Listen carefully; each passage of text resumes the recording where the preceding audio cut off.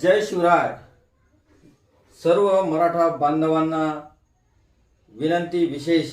29 तारीख 29 ऑगस्ट ही तारीख नाही तर ऐतिहासिक दिन आहे मित्रांनो. आणि या दिनाचे साक्षीदार होण्यासाठी सर्वांनी तयार व्हा, लाजू नका.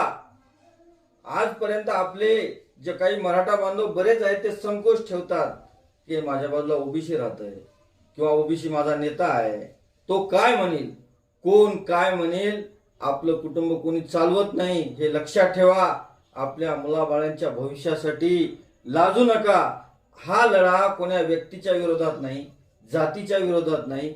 हा लढा मराठा समाजाच्या न्याय हक्कासाठी आहे. आणि या लढ्यामध्ये त्यामुळे प्रत्येक जणांना उतरा. ओबीसी बांधवांची सुद्धा आपल्याला साथ आहे. त्यामुळे संकोच अजिबात पाळू नका.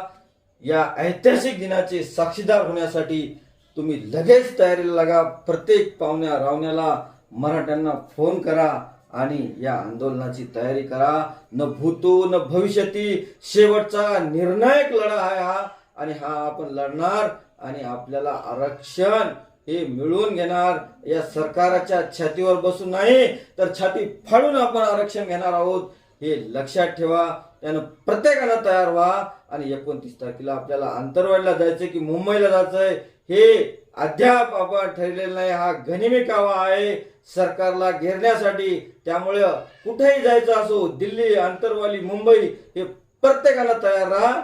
आणि त्या दिवशी निश्चय करूनच घराच्या बाहेर पडा की आम्ही आरक्षण घेऊनच घरामध्ये वापस येणार आहे. तोपर्यंत येणार नाही.